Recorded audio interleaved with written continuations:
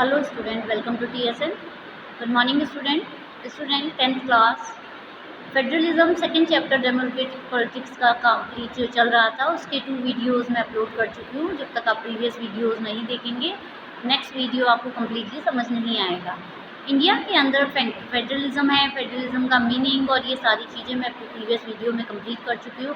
Now we are going to start how is federalism practice, कि कैसे federalism practice में आया या कर सकते हैं या आता है। सो हम यहाँ कह सकते हैं constitutional provision are necessary for the successful of federalism but these are not sufficient. हमारा कॉन्स्टिट्यूशन कहता है कि फेडरलिज्म होना चाहिए परंतु ये सफिशिएंट नहीं है। If the federalism experiment has succeeded in India, it is more merely because of the clearly laid our constitution provision पर। ये वास्तव में हमारे constitution provision में लिखा हुआ है। The real success of federalism in India can be attributed to the natural of democracy politics in our country। हमारी जो पॉलिटिक्स है वो वास्तव में काय पे है, डेमोक्रेटिक पे है। जब जनता अगर कोई काम कर रही है या जो हमारी जनता से काम चल रहा है सारा, जब ही हमारी फेडरलिज्म लागू होता है जब डेमोक्रेटिक पॉलिटिक्स हो। सो यहाँ पर हम फर्स्ट कई चीज़ें हैं जिसके द्वारा हम कह सकते हैं कि फेडरलिज्म प्रैक्टिस में है। सो फर्स्टली हम पढ़ते हैं लेजिस्लेटिव स्टेट्स। लेजिस्लेटिव स्टेट्स क्या होते हैं? लिंग्विस्टिक स्टेट्स क्या होता है? The creation of linguistic states was the first and major test of democratic politics in one country. Main जैसे भाषा होती है, लिंग्विस्टिक मतलब भाषा के द्वारा स्टेट जो बनाए जाते हैं, कि इसमें ये बताया गया है कि जो लिंग्विस्टिक स्टेट्स था पहले डेमोक्रेटिक पॉलिटिक्स में ये बताया गया था कि किस ढंग से ये पॉलिटिक मैप देखेंगे आप तो इसके अंदर बताएगा कि a journey as a democratic इन 1947 से हमारे यहाँ फेडरलिज्म की स्टार्टिंग हुई थी। दैट 2090 तक you will be surprise that the extent of change, बहुत सारे चेंजेस आए हैं इसके अंदर। Many old states have vanished and many new state have been created.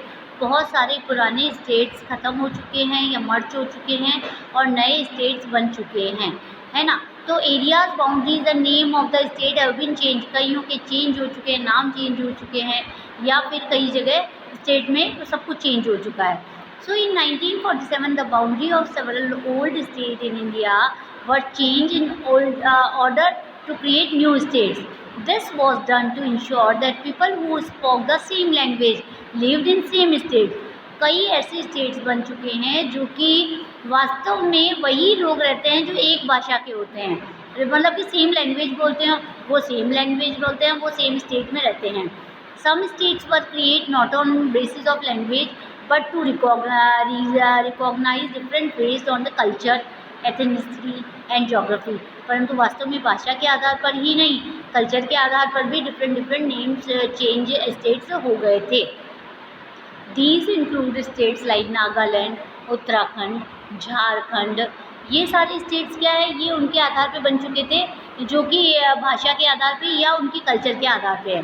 When the demand for the formation of state on the basis of language was राइज्ड, जब demand बढ़ने लगी कि भाषा के आधार पे ही स्टेट बनाए जाएँ, सम नेशन लीडर्स फेयर्ड, वो डर, कुछ नेशन के जो लीडर्स थे उस समय वो डर गए थे, that it would lead to the disintegration of the country. मतलब उन्होंने कहा कि ये देश बट जाएगा, अगर भाषा के आधार पर हम स्टेट्स को रखेंगे तो ये देश के डिवाइड हो जाएगा, देश इंटीग्रेशन नहीं रहेगा।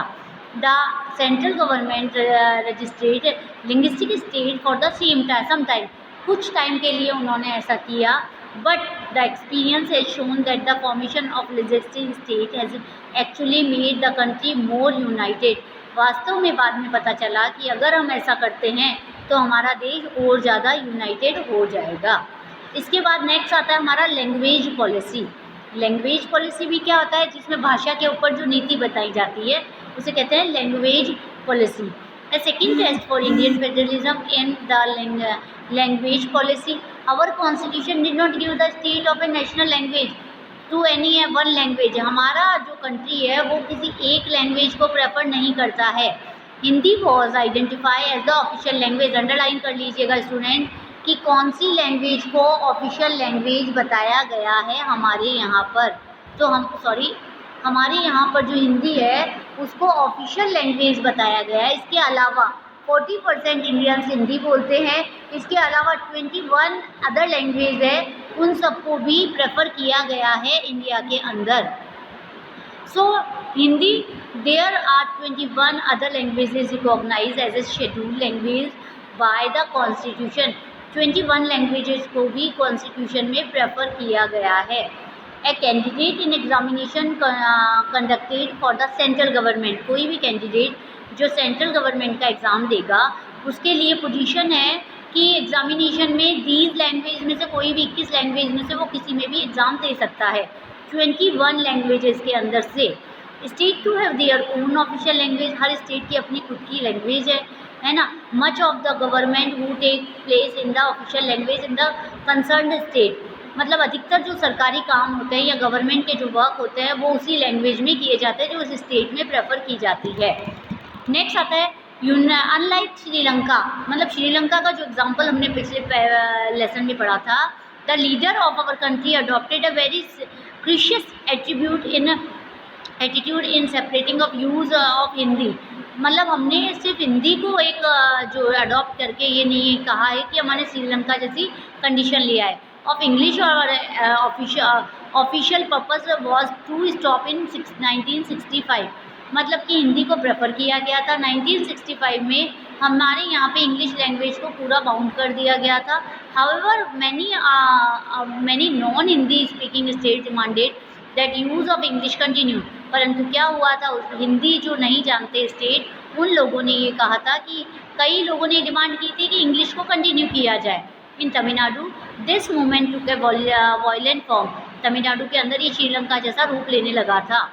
The central government responsible by the agreeing to continue due to English along with the Hindi for official purpose, फिर बाद में गवर्नमेंट ने इंग्लिश को भी गवर्नमेंट कामों के लिए यूज़ करना शुरू कर दिया था लैंग्वेज के आधार पर। Many critics think that the solution favor of English speaking alike promotion of Hindi continue to be the official policy of the government of India. Promotion does not mean the central government can impose Hindi on the state where people speak a different language, मतलब हिंदी को properly वहीं पर नहीं बनाया गया था जहाँ पर कि दूसरे स्टेट्स में जहाँ हिंदी नहीं बोली जाती थी। द फ्लेक्सिबिलिटी रखी गई कि Indian politics leader help our country avoid the kind of situation like Sri Lanka, परंतु यहाँ पर क्या है, एक फ्लेक्सिबिलिटी रखी गई कि जो इंडियन गवर्नमेंट है उसने फ्लेक्सिबिलिटी रखी गई कि जो लैंग्वेज है उसको एक श्रीलंका जैसी कंडीशन नहीं लाई गई यहाँ पर। सो स्टूडेंट तीन हमने चीज़ें पढ़ी, एक लिंग्विस्टिक पढ़ी, एक लैंग्वेज पॉलिसी पढ़ी। अब थर्ड आ रहा है सेंट्रल स्टेट रिलेशन, मतलब कि सेंट्रल और स्टेट के क्या रिलेशन रहे हैं। हम फेडरलिज्म पढ़ रहे हैं स्टूडेंट, फेडरलिज्म के अंदर हम पढ़ रहे हैं कि कौन कौन से ऐसे रीजन्स हैं जिनके द्वारा हम फेडरलिज्म इंडिया के अंदर है। सो अब नेक्स्ट आता है हमारा central state relation. Central state relation restructuring the central state relation is one more way in which federalism has been strengthened in practice। सबसे मेन है कि सेंट्रल और स्टेट का रिलेशन अगर अच्छा है तो हमारे यहाँ फेडरलिज्म अच्छा होगा।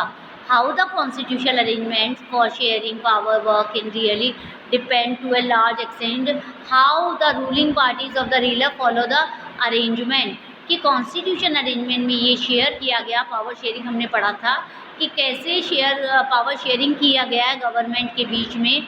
3 टायर सिस्टम अपनाया गया है। For a long time the same party rule both at the centre in the most of the state, कि हर जगह पर एक ही पार्टी स्टेट और सेंटर में काम करती है।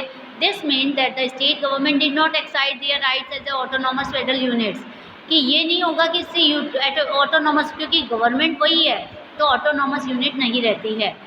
As and when the ruling party at the state level was different, the parties that ruled at the central tier tried to undermine the power of state. In those days, the central government would often misuse the constitution of dismiss of the central government, state government.